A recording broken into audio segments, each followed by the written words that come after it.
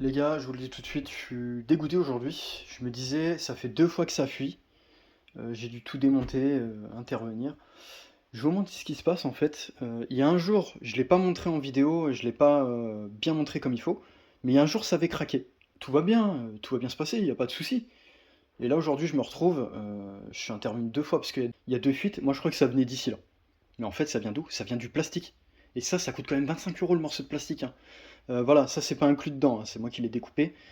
Et en fait, tu as inclus le joint et avec le collier qui est là. Et en gros, pour accorder ici. Sauf que moi, je me disais, la fuite, elle vient de là. Non, non, non, ça vient du plastique. Là, en gros, j'ai mis du silicone. Voilà. Et j'espère que ça va le faire, comme on peut le constater, hein. Je suis dégoûté aujourd'hui, hein. Dégoûté, quoi. Voilà, en fait, tout le plastique, il a craqué. Il y a un écart de partout. Je vais pas vous faire montrer. J'ai fait ça en urgence parce que je veux que ça sèche et qu'on n'en parle plus. On le verra pas forcément, mais je vous promets que le truc, il y avait un petit écart, mais un micro-millimètre, et là, je commence à voir. Attends, il y a des gouttes qui sortent. Oh, c'est pas vrai, là, j'étais en mode dégoûté, mais qu'est-ce que c'est que ce truc, quoi. Oh. Donc voilà, je suis victime d'un défaut de fabrication. Je vais même pas chercher à faire litige au fournisseur. Dégoûté, quoi. Bon, voilà, j'ai essuyé un petit peu partout. Ah, j'ai utilisé ça. Donc, première étape. La dernière étape, je passe en JB Weld, colle puissante que j'ai déjà montré. Et ensuite, je vais passer en deuxième étape. Si jamais ça ne marche pas, je vais passer en colle forte que j'ai fait avec le bidon, dont je suis intervenu pour le reboucher. J'ai passé mon bras carrément dedans. Et pour étanchifier tout ça, pour mettre étanchéité totale, j'ai brûlé de la colle. C'est-à-dire de la colle en tube comme ça. C'est des longs tubes en fait.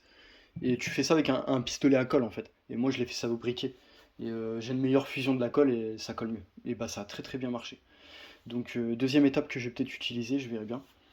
Sinon, JB Weld, hein, je vais essayer de bien renforcer tout ça et que ça marche. Là, ce qui est bien, c'est qu'il n'y a pas beaucoup de pression. C'est pas comme un bidon si tu stockes 10-20 litres. Là, c'est juste des morceaux d'eau, tu vois, des gouttes d'eau qui passent et voilà. Il n'y a pas énormément de quantité. Ça aurait pu être une catastrophe, celui qui monte ça sur une douche où il y a beaucoup d'eau qui passe. Voilà, c'est pas mon cas. Dégoûté. Donc voilà, faut faire gaffe, il y a des choses, faut se méfier et se démerder. Mais là, je vous montre, c'est une galère qui m'arrive. J'avais prévu une journée dans très peu de temps où j'allais faire que de la plomberie, qui allait faire une bonne vidéo où je vous montre que je mets ça directement dans le lavabo, comme ça, moi, on n'en parle plus. Mais voilà, je vous montre qu'il se passe des galères des fois. Je suis dégoûté. Donc là, voilà, on voit que j'ai essuyé de partout, par terre. Après, j'utilisais ma lampe comme ça là pour regarder, mais comment ça se fait? Je faisais comme ça à fond là.